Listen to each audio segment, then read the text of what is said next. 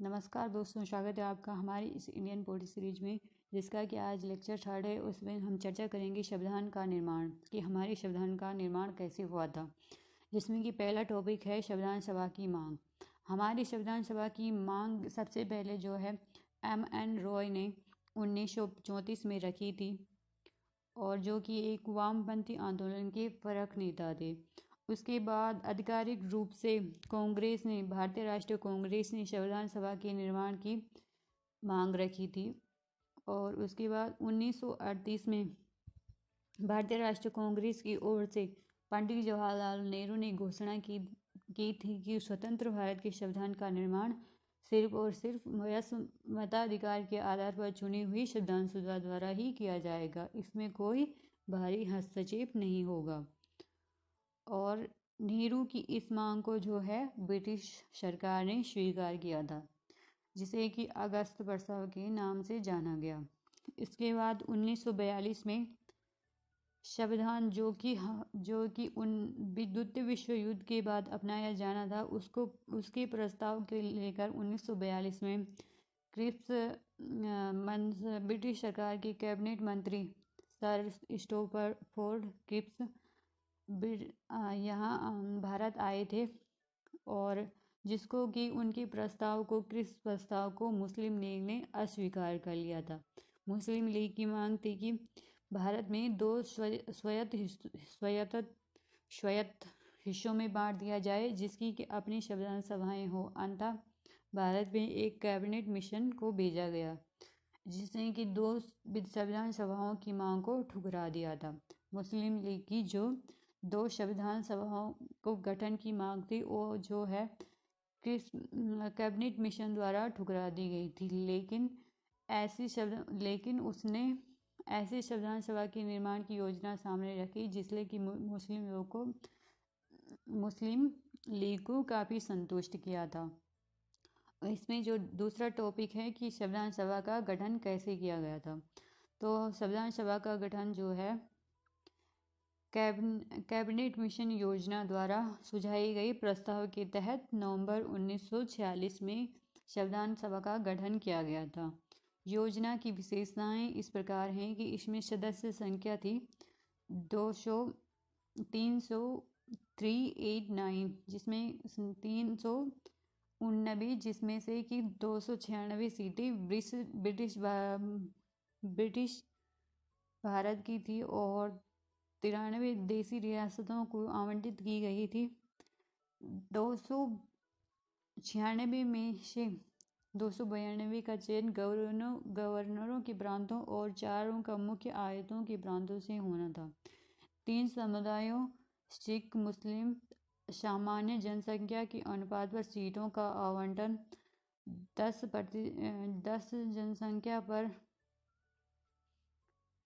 रखा गया था।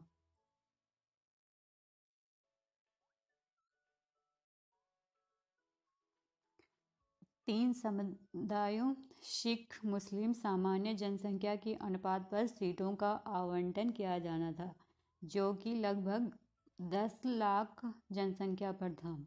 तो ये लाख लिखना भूल गई, तो यहाँ पे 10 लाख आएगा, और लाख पर जनसंख्या पर बांटा गया था।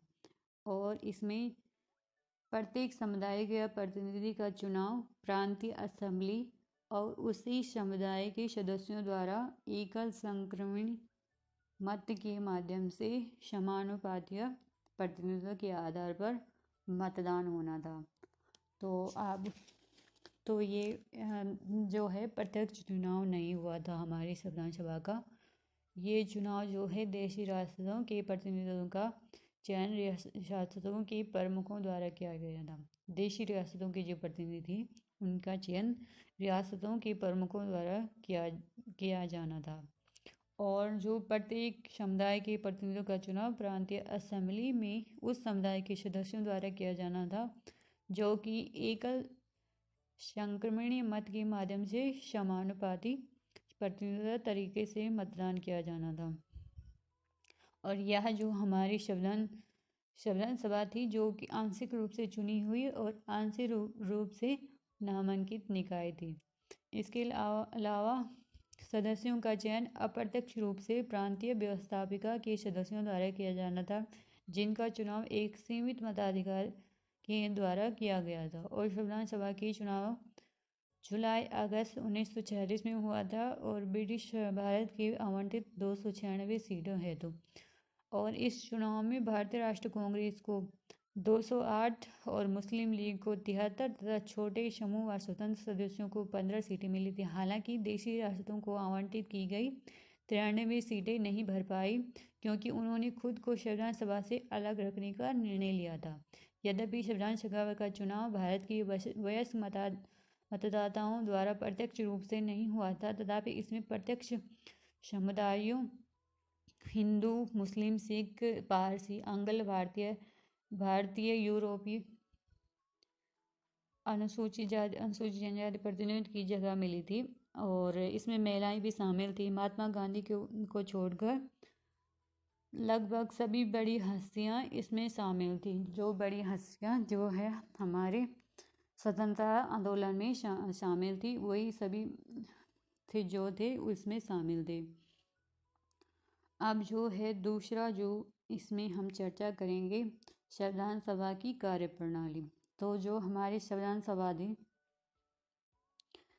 इसकी जो है सबसे पहली बैठक 9 दिसंबर 1946 को हुई थी, जिसका कि मुस्लिम लीग ने बहिष्कार किया था। मुस्लिम लीग ने इसमें हिस्सा नहीं लिया था। 9 दिसंबर 1946 की पहली बैठक में मुस्लिम लीग ने विरोध किया था। और तो ये हमारे एग्ज़ाम के दृष्टिकोण से महत्वपूर्ण भी है कि हमारे संविधान सभा की पहली बैठक कब हुई थी। ये हुई थी 9 दिसंबर 1946 को। और इसके अध्यक्ष जो थे, अस्थायी अध्यक्ष डॉक्टर सच्चिदानंद सिन्हा, जो कि एक वरिष्ठ सदस्य थे, उनको अस्थायी अध्यक्ष चुना गया। और बाद में जो है डॉक्टर राजेंद्र प्रसाद जी को हमारे संविधान सभा के अध्यक्ष चुना गया। और जो उपाध्यक्ष थे, संविधान सभा में 2 उपाध्यक्ष थे, डॉक्टर H.C. मुखर्जी और V.T. कृष्णाचारी। अब उद्देश्य प्रस्ताव के बारे में देखते हैं। उद्देश्य प्रस्ताव जो कि पंडित जवाहरलाल नेहरू द्वारा पेश किया गया था, जिसको कि 13 दिसंबर 1946 को पंडित जवाहरलाल नेहरू ने पेश किया था। और 22 जनवरी 1946 को सर्वसम्मति से यह प्रस्ताव स्वीकार भी हो गया था। अब हम इस प्रस्ताव में क्या कहा गया था उसको देखेंगे, जो कि जवाहरलाल नेहरू ने पेश किया था। इसमें कहा गया था कि यह संविधान सभा भारत को एक स्वतंत्र संप्रभु गणराज्य घोषित करती है तथा अपने भविष्य को प्रशासन चलाने के लिए एक संविधान सभा के निर्माण की घोषणा करती है। उसके बाद ब्रिटिश भारत में शामिल सभी क्षेत्र, भारतीय राज्यों में शामिल सभी क्षेत्र तथा भारत के इस प्रकार के सभी क्षेत्र तथा वे अन्य क्षेत्र जो इसमें शामिल होना चाहेंगे वह भारतीय संघ का हिस्सा होंगे। और उक्त वर्णित सभी क्षेत्रों तथा उनकी सीमाओं का निर्धारण संविधान सभा द्वारा किया जाएगा तथा इसके लिए उपरांत के नियमों के अनुसार यदि वे चाहेंगे तो उनकी अवशिष्ट शक्तियाँ उनमें निहित रहेंगी तथा प्रशासन के संचालन के लिए भी वे सभी शक्तियाँ केवल उनको छोड़कर जो संघ में निहित होंगे इन राज्यों को प्राप्त होगी। यानी कि अवशिष्ट शक्तियाँ उक्त वर्णित सभी क्षेत्रों तथा सीमाओं का निर्माण संविधान सभा द्वारा किया जाएगा। और इसके लिए उपरांत नियमों के अनुसार यदि वे चाहेंगे तो उनकी अवशिष्ट शक्तियाँ उनमें ही निहित रहेंगी तथा प्रशासन के संचालन के लिए वे सभी शक्तियाँ उनको छोड़कर जो संघ में निहित होंगे उन राज्यों को प्राप्त होगी। मतलब जो हमारे जो रियासतें थी उनके लिए यह बात उद्देश्य प्रस्ताव में कही गई थी। और चौथी जो इसमें कहा गया था कि संप्रभु स्वतंत्र भारत की सभी शक्तियाँ एवं पदाधिकार उसके अभिन्न अंग तथा सरकार के अंग सभी स्रोत भारत की जनता होगी। यानी कि जनता सर्वोपरि होगी। इसमें वो कहा गया था। और भारत के सभी लोगों के लिए न्याय, सामाजिक, आर्थिक एवं राजनीतिक स्वतंत्रता एवं सुरक्षा, अवसरों की क्षमता, विधि के समक्ष समता, विचार अभिव्यक्ति, विश्वास, भ्रमण, संगठन बनाने आदि की स्वतंत्रता तथा लोक नैतिकता की स्थापना सुनिश्चित की जाएगी। और छठे जो बात कही गई थी कि अल्पसंख्यकों, पिछड़े वर्गों, जनजातीय क्षेत्रों के लोगों को पर्याप्त सुरक्षा प्रदान की जाएगी। सातवां, संघ की एकता को अक्षुण्ण बनाए रखा जाएगा तथा इसके भू क्षेत्र, समुद्र एवं वायु क्षेत्र को सभ्य देश के न्याय एवं विधि के अनुरूप सुरक्षा प्रदान की जाएगी। और इस प्राचीन भूमि को विश्व में उसका अधिकार एवं उचित स्थान दिलाया जाएगा तथा विश्व शांति एवं मानव कल्याण को बढ़ावा देने के निमित्त उसके योगदान को सुनिश्चित किया जाएगा। और इस प्रस्ताव को जो है 22 जनवरी 1946 को सर्वसम्मति से स्वीकार किया गया था। और इसने संविधान के स्वरूप को काफ़ी हद तक प्रभावित किया और इसके पर्वतीय रूप से संविधान की प्रस्तावना बनी, यानी कि इसी का पर्वतीय रूप जो है संविधान की प्रस्तावना बनी थी। और अब संविधान सभा के निर्माण और कानून को लागू करने के लिए संविधान सभा ने निम्न कार्य किए थे। वो कार्य क्या थे? इसने मई 1949 में राष्ट्रमंडल में भारत की सदस्यता का सत्यापन किया था। इसने 22 जुलाई 1947 को राष्ट्र ध्वज को अपनाया था। इसने 24 जनवरी 1950 को राष्ट्रीय गान को अपनाया था। 24 जनवरी 1950 को राष्ट्रगीत को भी अपनाया गया था। और इसने 24 जनवरी 1950 को डॉक्टर राजेंद्र प्रसाद को प्रथम राष्ट्रपति, पहले हमारे राष्ट्रपति चुने गए थे डॉक्टर राजेंद्र प्रसाद। और हमारी संविधान को बनने में 2 साल 11 माह और 18 दिनों में हमारे संविधान बना था, जिसमें कि कुल 11 बैठकें हुई और संविधान निर्माताओं ने लगभग 60 देशों के संविधानों का अवलोकन किया और उसकी प्रारूप पर 114 दिनों तक विचार हुआ और संविधान सभा के निर्माण पर कुल 65 लाख रुपए का खर्च किया गया था। ठीक है। और 24 जनवरी 1950 को संविधान सभा की अंतिम बैठक हुई थी। तो पहली बैठक कब हुई थी? 9 दिसंबर 1946 को पहली, और आखिरी बैठक हुई थी संविधान सभा की 24 जनवरी 1950 को। और 26 जनवरी 1950 से 1951-52 में हुए आम चुनावों के बाद अपनी बनने वाली नई संसद के निर्माण तक भारत की अंतरिम सदन के रूप में भी संविधान सभा ने कार्य किया था। ठीक है, तो ये बात भी आप ध्यान रखिए। और संविधान सभा की समितियाँ, हमारे संविधान सभा को बनाने के लिए कई समितियों का निर्माण किया गया था। और संविधान सभा के निर्माण से संबंधित विभिन्न कार्यों को करने के लिए कई समितियों का गठन। इसमें से 8 बड़ी समितियां थी तथा अन्य छोटियां समितियां थी। इनके अध्यक्षों के नाम इस प्रकार हैं। तो इसमें अध्यक्ष जो है, जो पूछे जाते हैं एग्जाम में, इस समिति के अध्यक्ष कौन थे, ये अक्सर एग्जाम में पूछे जाते हैं, तो इनको हम देख लेते हैं। तो एक है संघ शक्ति समिति जवाहरलाल नेहरू, संघीय संविधान समिति जवाहरलाल नेहरू, प्रांतीय संविधान समिति सरदार पटेल, प्रारूप समिति डॉक्टर भीमराव अंबेडकर, मूल अधिकारों, अल्पसंख्यक एवं जनजातियों तथा बहिष्कृत क्षेत्रों के लिए सलाहकार समिति, परामर्शदाता समिति सरदार वल्लभ भाई पटेल। इस समिति के अंतर्गत निम्नलिखित 5 उप समितियाँ थीं, जो कि ये मौलिक अधिकारों वाली समितियाँ थीं। इसमें एक थी मौलिक अधिकार उप समिति, JV कृपलानी अध्यक्ष। अल्पसंख्यक उप समिति HC मुखर्जी। उत्तर पूर्व सीमांत जनजातीय क्षेत्र असम को छोड़कर तथा आंशिक रूप से छोड़े गए क्षेत्रों के लिए उप समिति गोपीनाथ बरदोई। छोड़े गए एवं आंशिक रूप से छोड़े गए क्षेत्रों असम में सिंचित क्षेत्रों के अलावा के लिए उप समिति EV कट्टर। ठक्कर। और 5वीं थी उत्तर पश्चिम फ्रंटियर जनजाति क्षेत्र उप समिति थी। और अब हम छठी जो बड़ी समिति थी वो थी प्रक्रिया नियम समिति। डॉक्टर राजेंद्र प्रसाद अध्यक्ष थे। राज्यों के लिए समिति, राज्यों से समझौता करने वाली जवाहरलाल नेहरू। संचालन समिति डॉक्टर राजेंद्र प्रसाद। जो छोटी समितियां थी उस प्रकार हैं। सबसे पहली वित्त एवं कार्मिक स्टाफ समिति डॉक्टर राजेंद्र प्रसाद। प्रत्यायक प्रेसिडियल समिति अल्लादी कृष्णा स्वामी अय्यर। सदन समिति वी पट्टाभी सीतामैया। कार्य संचालन समिति डॉक्टर के.एम. मुंशी। राष्ट्रध्वज समिति तदर समिति डॉक्टर राजेंद्र प्रसाद। संविधान सभा के कार्यों के लिए समिति जी.वी. मालवकर। सर्वोच्च न्यायालय के लिए तदर समिति एच. वरदाचार्य, जो कि संविधान के सभा के सदस्य नहीं थे।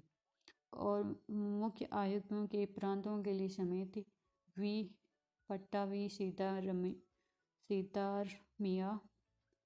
संघीय संविधान के वित्तीय प्रावधानों से संबंधित समिति नीली रंजन सरकार, जो कि संविधान सभा के सदस्य थे। भाषीय प्रांत आयोग एस के डार, जो कि संविधान सभा के सदस्य नहीं थे। प्रारूप संविधान की जांच के लिए विशेष समिति जवाहरलाल नेहरू। प्रेस दीर्घा समिति उषा नाथ सेन। नागरिकता पर तदर समिति एस. वादाचारी।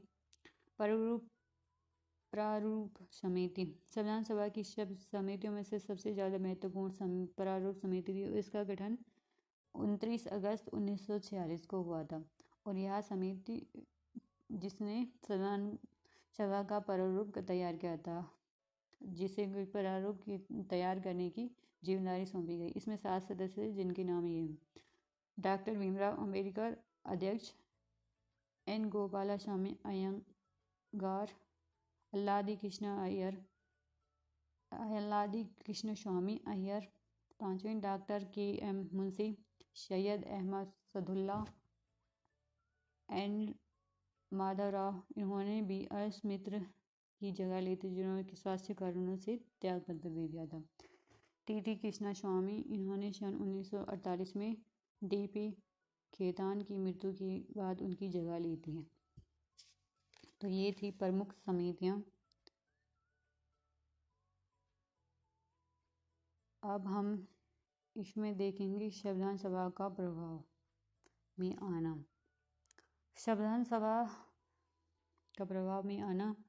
डॉक्टर भीमराव अम्बेडकर ने संविधान सभा में 4 नवंबर 1948 को संविधान सभा का अंतिम प्रारूप पेश किया था। और इस बार संविधान सभा को पहली बार पढ़ा गया था। तो संविधान सभा को पहली बार 4 नवंबर 1948 को पढ़ा गया था। और इस पर 5 दिन तक आम चर्चा हुई थी। और संविधान पर दूसरी बार 15 नवंबर 1948 को विचार शुरू हुआ था। और इसे संविधान पर खंडवार विचार किया गया था। और यह कार्य 17 अक्टूबर 1949 तक चला। और इस अवधि में कम से कम 7,653 संशोधन प्रस्ताव आए, जिसमें से वास्तव में 2473 पर ही चर्चा हुई है। 2473 पर ही संविधान सभा में चर्चा हुई थी। और संविधान पर तीसरी बार 14 नवंबर 1949 से विचार होना शुरू हुआ। और डॉक्टर भीमराव अम्बेडकर ने constitution as settlement by the assembly we post पेश किया। और संविधान के प्रारूप पर पेश इस प्रस्ताव को 26 नवंबर 1949 को पारित घोषित कर दिया गया। और इस पर अध्यक्ष और सदस्यों के हस्ताक्षर लिए गए। और सभा में कुल 299 सदस्यों में से उस दिन केवल 286 सदस्य उपस्थित थे, जिन्होंने संविधान सभा पर हस्ताक्षर किए थे। तो संविधान सभा की प्रस्तावना पर में 26 नवंबर 1949 को उल्लेख उस दिन के रूप में किया गया, जिस दिन भारत के लोगों ने संविधान सभा को अपनाया और लागू किया गया सौंपा गया था, स्वयं को सौंपा था। 26 नवंबर 1949 को अपनाई गई संविधान में प्रस्तावना 395 अनुच्छेद और 8 अनुसूचियाँ थी। प्रस्तावना। जैसे कि आपको पता है कि अब हमारे संविधान में बहुत सारे अनुच्छेद बढ़ गए हैं और अनुसूचियाँ भी 12 हो चुकी हैं, जो कि पहले सिर्फ मूल संविधान में 8 थी। तो एग्जाम में पूछा जा सकता है कि हमारे मूल संविधान में कितने अनुच्छेद और अनुसूचियाँ थी। तो 395 अनुच्छेद और 8 अनुसूचियाँ थी। और उसके बाद नए वित्त मंत्री डॉक्टर भीमराव अंबेडकर ने संविधान सभा के प्रारूप को रखा। उन्होंने संविधान सभा के कार्यों में बढ़ चढ़ के हिस्सा भी लिया था। उन्होंने तर्कसंगत और प्रभावशाली दलीलों के लिए जाना जाता है। वह हमारे संविधान के भारत के संविधान के पिता के रूप में भी जाने जाते हैं, उनको पहचाना जाता है। और भीमराव अंबेडकर जो इस महान लेखक और संविधान विशेषज्ञ हैं, अनुसूचित जातियों के निर्वाध नेता थे और संविधान सभा के प्रमुख शिल्पकार को औद्योगिक मानव की भी संज्ञा भी दी गई है। तो भीमराव अंबेडकर को भारतीय संविधान के लिए औद्योगिक मानव की संज्ञा भी दी गई थी। और अब हम इसमें आवश्यक तथ्य देख लेते हैं, जो कि थोड़े बहुत हमारे संविधान के लिए। संविधान सभा द्वारा हाथी को प्रतीक की मोहर के रूप में अपनाया गया था। ये इंटरेस्टिंग बात है। सर BS राव को संविधान सभा के लिए संवैधानिक सलाहकार या कानूनी सलाहकार के रूप में नियुक्त किया है। तो अगर एग्जाम में पूछा जाता है कि संवैधानिक सलाहकार या कानूनी सलाहकार संविधान सभा के लिए कौन थे, तो वो थे BMN राव। और HVR अय्यर को संविधान सभा का सचिव नियुक्त किया गया था। और LL मुखर्जी को संविधान सभा का मुख्य परोपकार चीफ ड्रॉप मैन नियुक्त किया गया था। प्रेम बिहारी नारायण रायजादा भारतीय संविधान के प्रमुख सुलेख थे और मूल संविधान का एक प्रबोधन इटैलिक शैली में उनके द्वारा हस्तलिखित किया गया है। मूल संस्करण का सौंदर्य और सजावट शांति निकेतन के कलाकारों ने किया था, जिनमें मदन लाल बोस और बिहार राम मनोहर सिन्हा शामिल थे। मूल प्रस्तावना को प्रेम बिहारी नारायण रायजादा द्वारा हस्तलिखित एवं बिहुर राम मनोहर सिन्हा द्वारा ज्योतिमय सौंदर्यकृत एवं अलंकृत किया गया था। मूल संविधान को हिंदी संस्करण का उल्लेख वसंत कृष्ण वेद द्वारा किया गया था, जिसे कि नंदलाल बोस ने सुंदर ढंग से अलंकृत एवं ज्योतिमय किया था। मूल संविधान के हिंदी संस्करण को, ये तो हमारे लिए इम्पोर्टेंट है कि हमारे मूल संविधान को हिंदी का संस्करण सुलेख किसने किया था? वसंत कृष्ण वेद द्वारा, और जिसको अलंकृत किया था नंदलाल बोस ने। तो धन्यवाद दोस्तों इस लेक्चर को पूरा सुनने के लिए। Thank you so much.